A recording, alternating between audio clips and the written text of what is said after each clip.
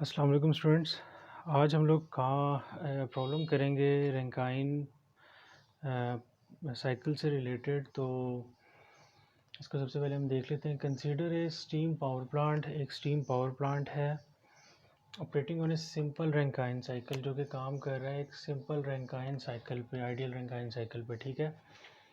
और steam enter होती है 3 मेगा पास्कल पे 375 डिग्री सेल्सियस पे, और कंडेंस होती है at a pressure of 75 kilo Pascal's.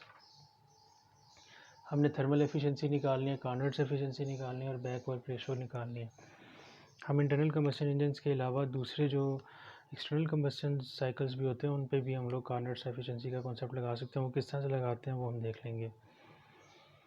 तो रैंकाइन पावर प्लांट से रिलेटेड या स्टीम पावर प्लांट से रिलेटेड जो प्रॉब्लम्स होंगी, उसमें जो आपका सबसे पहला स्टेप होगा वो ये होगा कि आपने सबसे पहले जो है वो साइकिल की स्कीमेटिक बना लेनी है। तो क्या क्या होता है इसमें आपके पास एक बॉयलर होता है, right. You have a boiler. उसके बाद जो है वो आपके पास टरबाइन होती है।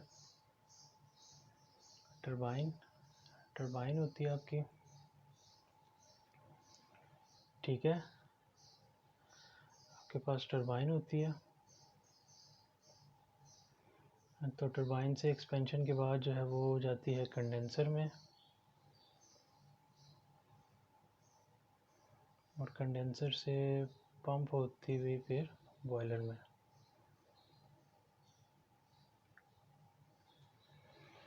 तो ये स्टीम की डायरेक्शन होती है।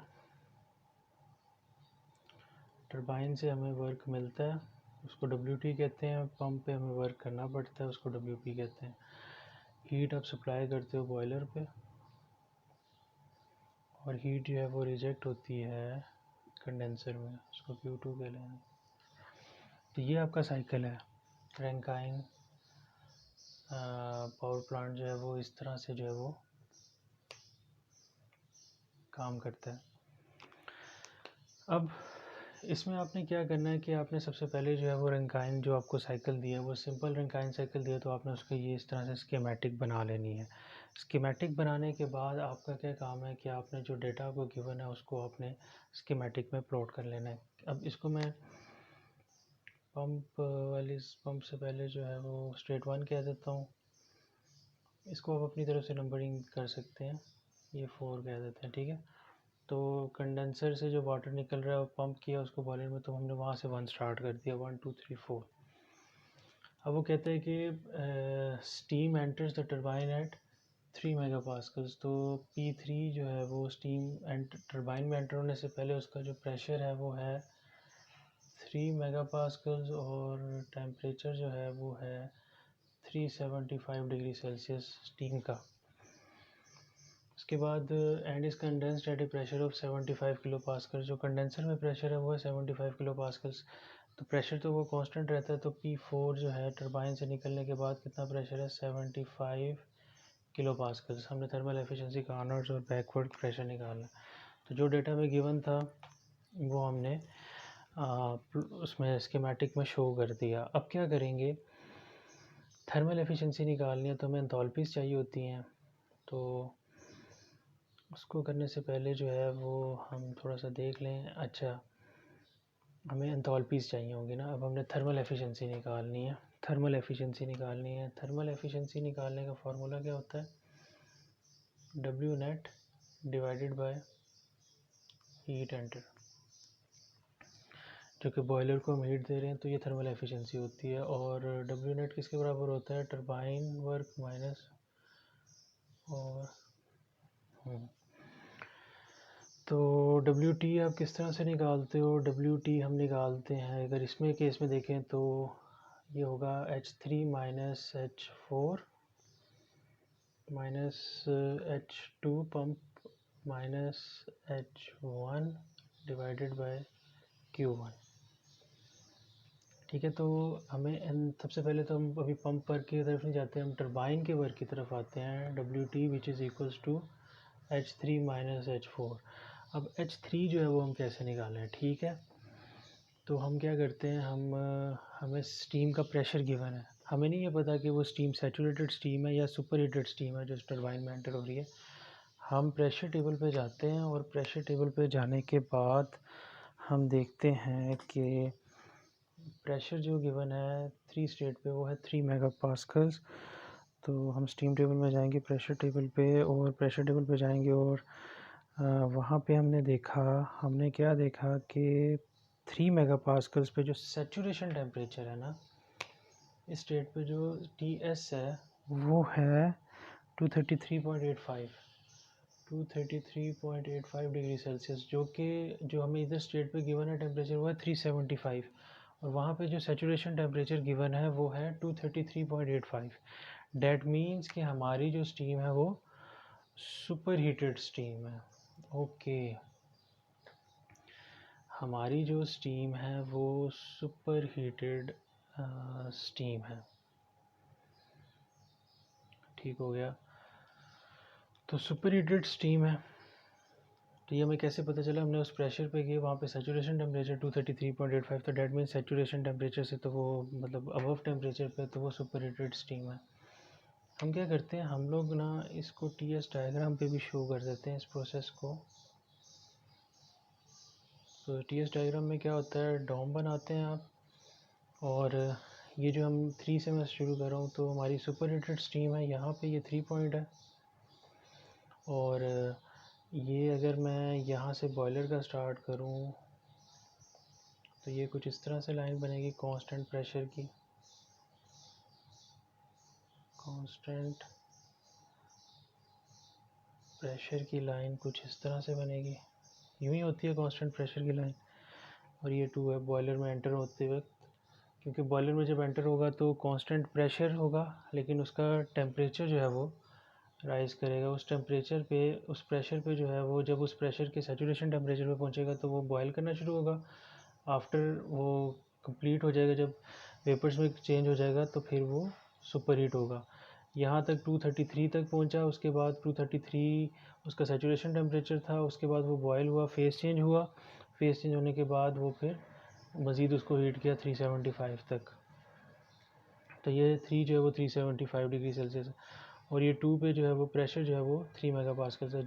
इसका मतलब है जो 3 पे प्रेशर है वही 2 पे प्रेशर है। तो ये भी हमें चीज़ पता चली कि P2 is also equals to 3 mega pascals. ये बॉयलर से हमने देखा ना, और ये सुपर हीटेड है क्योंकि वो सैचुरेशन टेम्परेचर से इसका टेम्परेचर ज़्यादा है।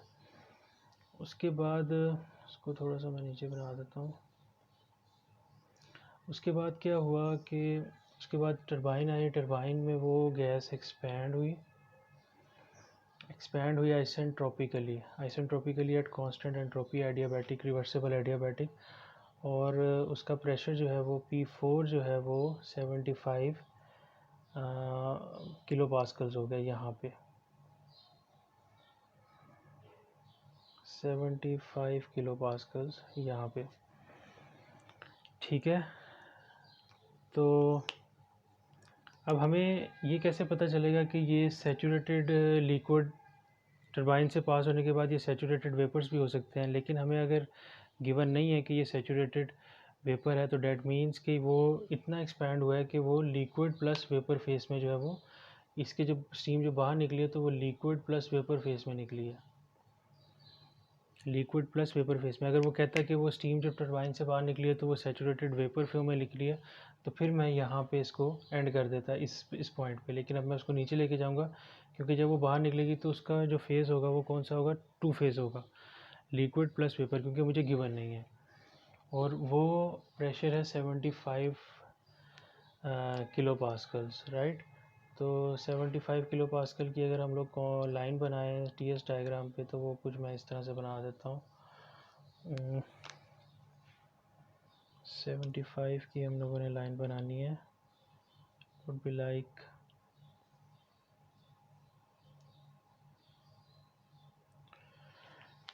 इसको ज़रा साफ करके बनाते हैं TS डायग्राम को।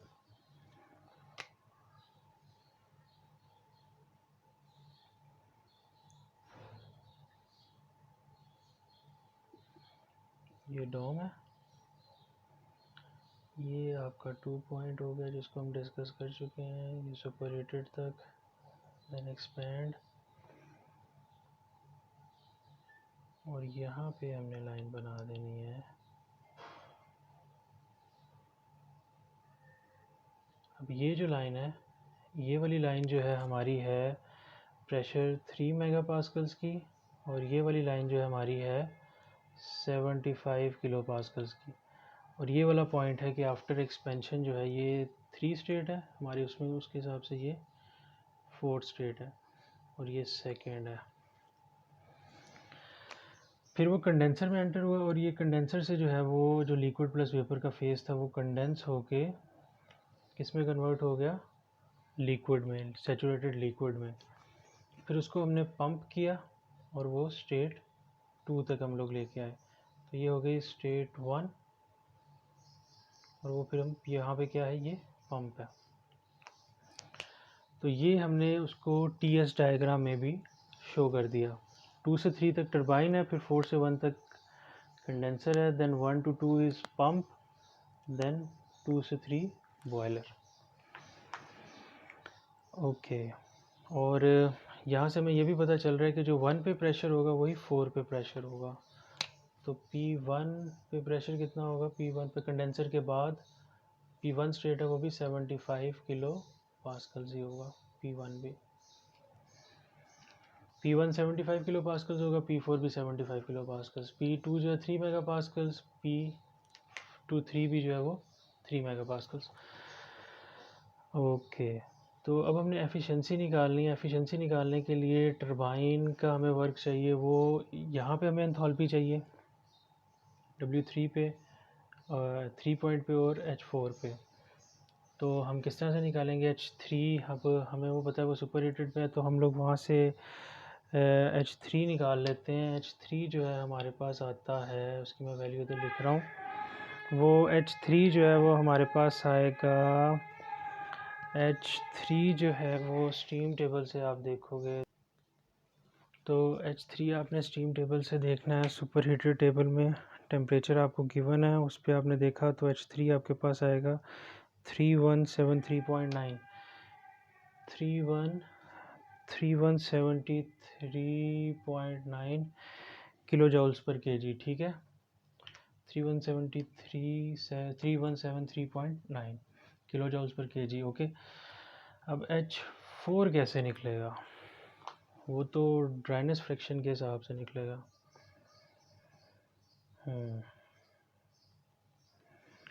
तो H4 के लिए हम लोग क्या करते हैं, H4 को कैलकुलेट करने के लिए ड्राइनेस फ्रैक्शन का क्या होगा, क्या फार्मूला होता है, HF प्लस XHFG। तो प्रेशर हमें पता है, तो प्रेशर लाइन हमें पता है, वहाँ पे हम जाके HF और HFG जो है वो निकाल सकते हैं उस प्रेशर पे 75 पे। प्रेशर टेबल में जाके हम लोग HF और HFG की वैल्यू तो निकाल सकते हैं, लेकिन X कैसे निकलेगा, X कैसे निकलेगा कि अब 3 से लेके 4 तक जो एक्सपेंशन हुई है वो कौन सी हुई है, आइसेंट्रोपिक। मतलब आइसेंट्रोपिक का मतलब है कि आइसेंट्रोपिक एक्सपेंशन हुई है कि एंट्रोपी जो 3 पे है वही 4 पे है।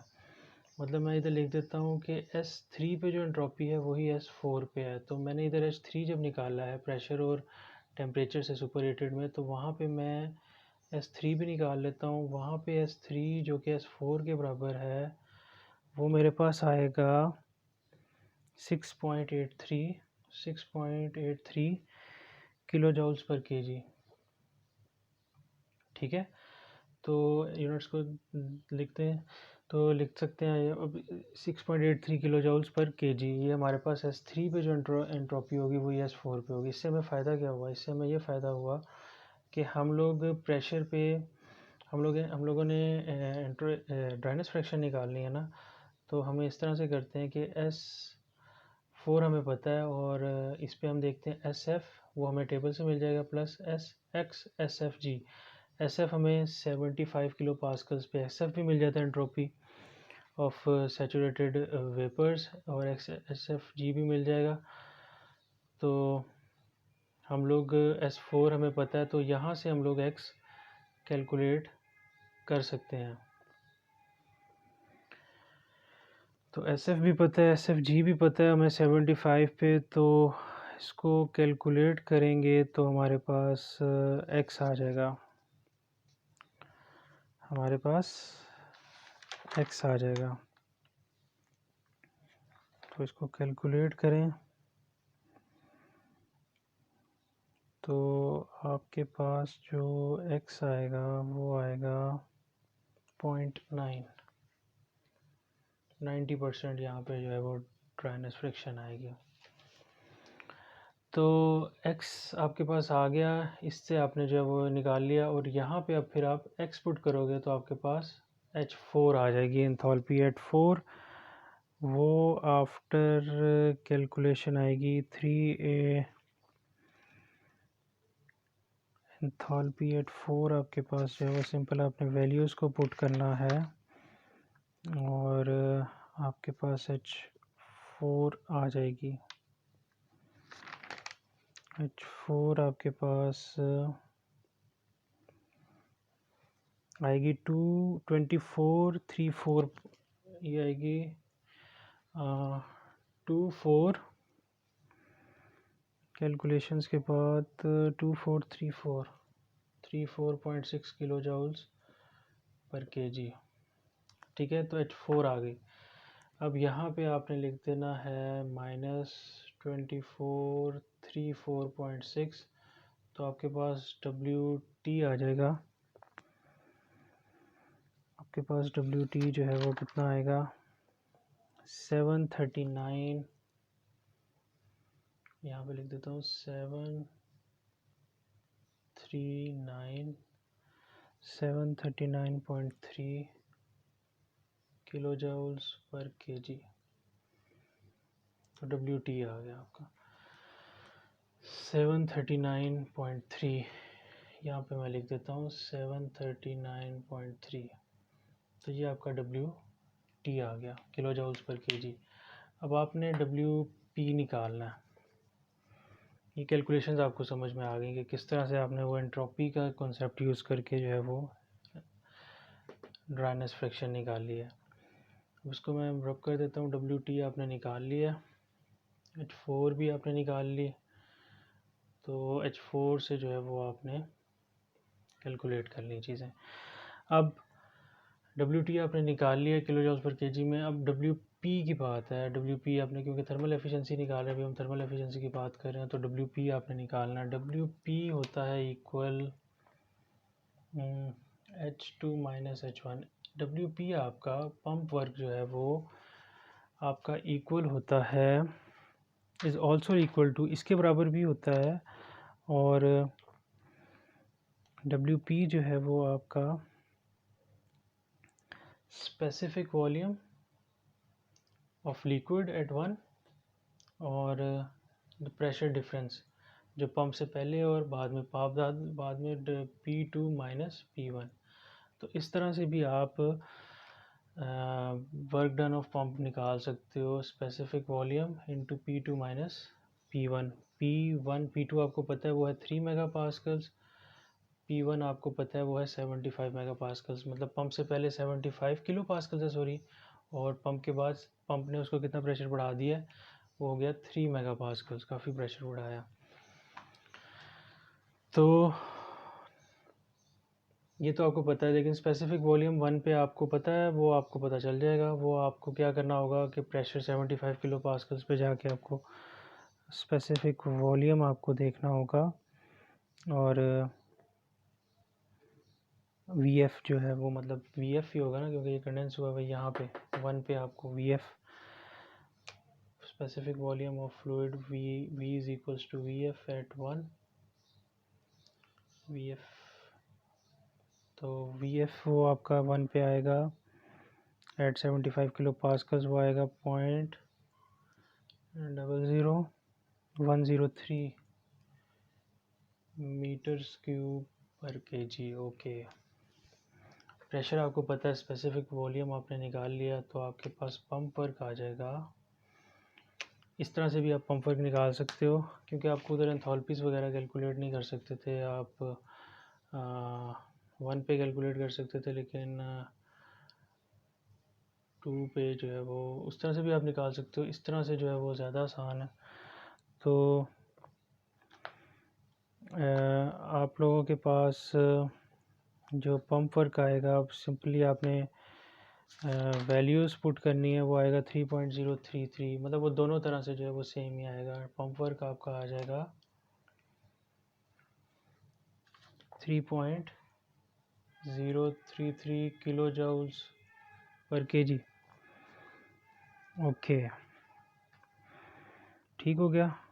तो पंप वर्क आपने निकाल लिया। तो आपने अगर एंथैल्पी निकालनी हो, H2 निकालना हो, H2 आपने निकालना हो, आपको कैसे निकालोगे? क्योंकि वो तो अब सब लिक्विड स्टेट में है ना, सब लिक्विड स्टेट में है, आपको कैसे नहीं निकाल सकते ना। तो आप किस तरह से निकालोगे? H2 किसके बराबर हो जाएगा? पंप वर्क प्लस H1, इस फार्मूले के हिसाब से। तो H2 भी आप निकाल सकते हो। H2 आपका आ जाएगा 387.47 किलो जूल्स पर केजी, ठीक है। तो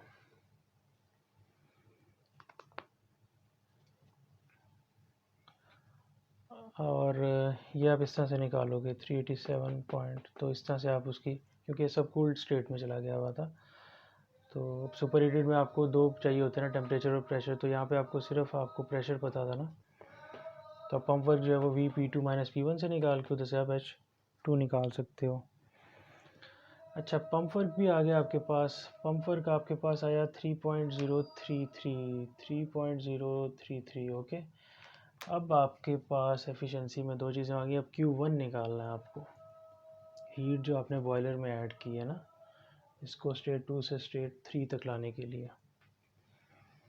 देखिए यहाँ पे आपको H2 यूज़ हो रहा है, तो Q1 जो है वो बराबर होती है, आपको कितनी हीट देनी पड़ी है, उसमें पहले कितनी हीट थी, H3 माइनस H2, मतलब इसकी H एंथैल्पी माइनस जो एंटर होने, तो बॉयलर ने कितनी हीट दी वो हमें पता है, H3 हमें पता है, H3 हमें पता है, वो हमने टरबाइन के वर्क कैलकुलेट करते हुए H3 जो है वो निकाला था। वो हमारे पास था H3 कितना था हमारे पास, H3 जो था वो था 3173, वो हमने पहले निकाल चुके हैं 3173.9। और H2 जो है वो अभी हमने निकाला है, H2 पंप के वर्क से वो हमने निकाला था 387 किलो जूल पर केजी। तो Q1 आपके पास आ जाएगा 2786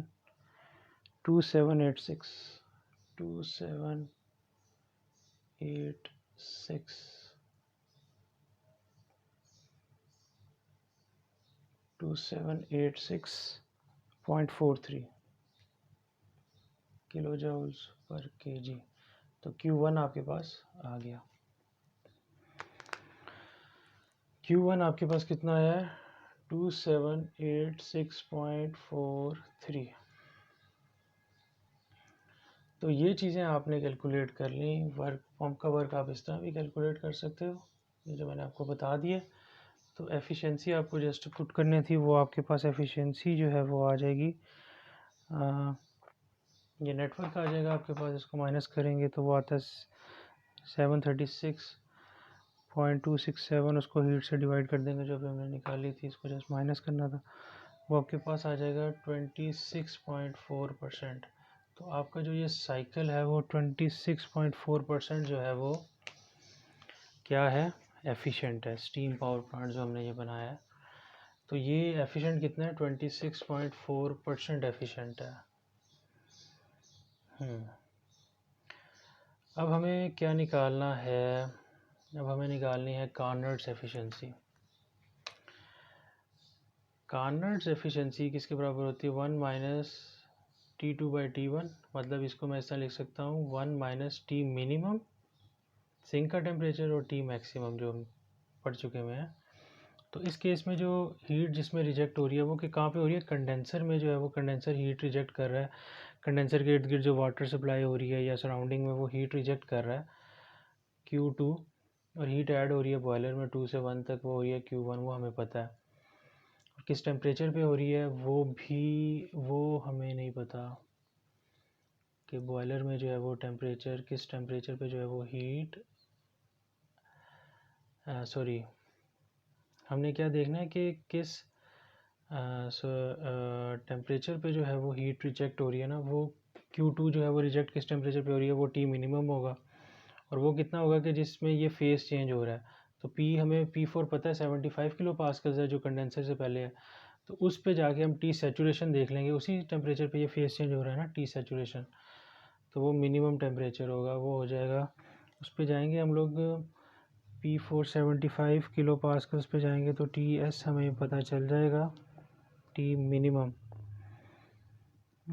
वो है T मिनिमम ये चीज़ 91.76। तो हमने क्या किया, एट 75 किलो पास्कल्स TS जिस पे वो फेस चेंज हो रहा है, वो है सैचुरेशन टेम्परेचर जो है वो है 91.76 डिग्री सेल्सियस, ठीक है। और मैक्सिमम टेम्परेचर कितना है, maximum temperature in the cycle is वो जो जिस पे बॉयलर सुपर हीटेड जो टेम्परेचर है, इसको हीट किया उसको, और हमने 375 जो है वो मैक्सिमम टेम्परेचर है ना। T मैक्स कितना है, 375 डिग्री सेल्सियस। ओके, तो अब हम लोग कार्नोट्स एफिशिएंसी निकाल सकते हैं बाय कन्वर्टिंग द टेम्परेचर्स इन किस में, केल्विन में। 91.76 प्लस 273 इसको केल्विन में कन्वर्ट करना ज़रूरी है। Maximum temperature 375 plus minimum temperature divide by maximum temperature, ये हमने साइकिल को निकालने के लिए एफिशिएंसी कंपेयर करने के लिए 273। तो ये आप करोगे तो आपके पास एफिशिएंसी जो है वो आएगी, कार्नोट्स एफिशिएंसी आएगी 43.7%। तो हमारा जो एक जो था क्लेम था कि कार्नोट्स एफिशिएंसी जो मैक्सिमम होती है किसी साइकिल की, आप देख सकते हैं रैंकाइन में, जो रैंकाइन पे ये काम कर रहा है तो उसमें एफिशिएंसी आ रही है 26.4 और कार्नोट्स एफिशिएंसी आ रही है 43.7। इसका मतलब है कि ये साइकिल किसी भी रैंकाइन के अलावा अगर कोई साइकिल हम यूज़ करते हैं तो उसमें जो एफिशिएंसी आएगी वो हमेशा 43.7 से कम ही आएगी। तो वुमेंस टीम में रैंकाइन ही यूज़ होता है, तो रैंकाइन एफिशिएंसी जो है वो कार्नोट से कम ही आ रही है। तो कार्नोट्स एफिशिएंसी अगर आपने स्टीम पावर प्लांट की निकालनी हो तो आपने मैक्सिमम टेम्परेचर देखना है और मिनिमम टेम्परेचर देखना है। मिनिमम टेम्परेचर कंडेंसर वाली साइड पे होगा और मैक्सिमम टेम्परेचर बॉयलर वाली साइड पे जो उसको सुपर हीट करके करेगा, जिस टेम्परेचर तक लेके जाएगा। ओके, तो आपने कार्नोट्स एफिशिएंसी थर्मल एफिशिएंसी निकाली है 26, इसके मैं ऊपर इसको नीचे लिख देता हूँ, 26.4%। और कार्नोट्स एफिशिएंसी जो है वो आपने निकाली है 43.7%। अब एक चीज़ है इधर, back work ratio. Back work ratio क्या होती है वो हम लोग देख लेते हैं। मैं ये रब कर देता हूँ, अब इसकी ज़रूरत नहीं है कि बैक वर्क रेशो क्या होती है। बैक वर्क रेशो होती है कि जो पंप पे आप काम कर रहे हो वो टरबाइन के जो हमें वर्क मिल रहा है उसके कितना वो है, कितने परसेंट है, बैक वर्क रेशो ये होती है। बैक वर्क रेशो का मतलब होता है, बैक वर्क रेशो का मतलब होता है कि आपको क्या होगा कि WP कितना करना पड़ा पंप वर्क, और आपको टरबाइन पे एक्चुअली में कितना वर्क मिला। आपने सिंपली पंप वर्क को डिवाइड कर देना टरबाइन वर्क पे, तो आपको पता चलेगा कि टरबाइन वर्क का 0.4% जो वर्क था वो जस्ट यूज़ हुआ है पंप वर्क में, which is very very less. WT is very very greater than, मतलब 100% जो टरबाइन वर्क मिला था उसका सिर्फ 0.4% जो है वो यूज़ हुआ है पंप वर्क में। तो इसलिए हम लोग अमूमन पंप वर्क इग्नोर कर देते हैं, तभी हमारे आंसर जो हैं वो सेम ही आते हैं, ज़्यादा फ़र्क नहीं पड़ता। तो पंप वर्क को डिवाइड करेंगे टरबाइन वर्क के, टरबाइन का कितना हिस्सा जो है वो पंप के वो काम में यूज़ हो रहा है, सिर्फ और सिर्फ 0.4% जो है वो टरबाइन का वर्क यूज़ हो रहा है। तो इसको कहते हैं WP divide by WT, back work ratio.